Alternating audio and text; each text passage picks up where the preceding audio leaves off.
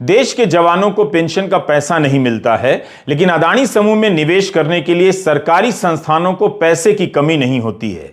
दोनों बातों में संबंध नहीं होते हुए भी दोनों ही बातें बेहद गंभीर हैं।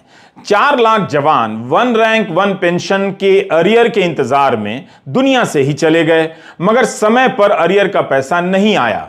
2019 में ही आ जाना चाहिए था, मगर 23 आ गया। पूर्व सैनिकों की संस्था की तरफ से पैरवी करते हुए वकील हुजैफा अहमदी ने सुप्रीम कोर्ट में यह बात कही है।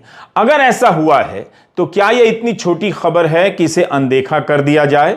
देश के लिए जान देने वाले जवानों को वन रैंक वन पेंशन का पैसा समय पर क्यों नहीं दिया गया?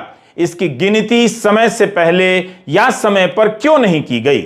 अदानी और भारतीय जीवन बीमा निगम की खबरों पर आने से पहले इस पर नजर डाल लेते हैं। जब जवानों के साथ ऐसा हो सकता है तो बाकी देश की जवानी का क्या हाल होगा, आप समझ सकते हैं। उत्कर्ष आनंद की यह रिपोर्ट हिंदुस्तान टाइम्स में छपी है। सोमवार को सुप्रीम कोर्ट ने सरकार से कहा कि 15 मार्च तक सभी रिटायर्ड जवानों और अफसरों को वन रैंक वन पेंशन के अरियर का भुगतान कर दिया जाना चाहिए।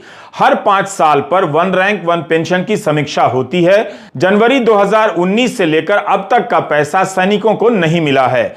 अदालत इस बात से भी नाराज हो गई कि जब आदेश यह दिया गया कि एक ही बार में सारा पैसा दिया जाए, तो रक्षा मंत्रालय के सचिव ने 4 किश्तों में पैसे जारी करने का आदेश कैसे दे दिया? कोर्ट ने सचिव से अब जवाब मांगा है। अब जाकर रक्षा मंत्रालय ने आदेश जारी कर दिया है कि 15 मार्च तक 2019 के बाद का अरियर एक साथ ही दिया जाएगा। वन रैंक वन पेंशन की गिनती कैसे हो? 5 साल की जगह हर साल इसके बढ़ाने पर विचार हो, इसे लेकर रिटायर्ड सैनिकों का संगठन सुप्रीम कोर्ट गया। वादा तो प्रधानमंत्री नरेंद्र मोदी का था, मगर इसे हासिल करने के लिए सैनिकों को 2015 के साल में जंतर मंतर पर आमरण अनशन भी करना पड़ा। लेकिन रिवाइज पेंशन देने के नाम पर सरकार कोर्ट से ही समय मांगती रही कि गिनती के लिए टेबल बनाने समय लगेगा। सैनिक संगठन उससे भी संतुष्ट और सहमत नहीं हैं। कोर्ट में सैनिक संगठन के वकील ने कहा कि इस दौरान 4 लाख सैनिक रिवाइज पेंशन मिलने के इंतजार में दुनिया से ही चले गए। तो क्या आपको पता था कि वन रैंक वन पेंशन के तहत 2019 में जो पेंशन रिवाइज होनी थी, उसका बढ़ा हुआ पैसा यानी एरियर 2023 तक नहीं मिला है? क्या आपने किसी हिंदी अखबार में यह मोटी मोटी हेडलाइनें देखी हैं कि वन रैंक वन पेंशन के अरियर के इंतजार में 4 लाख सैनिक दुनिया से ही चले गए?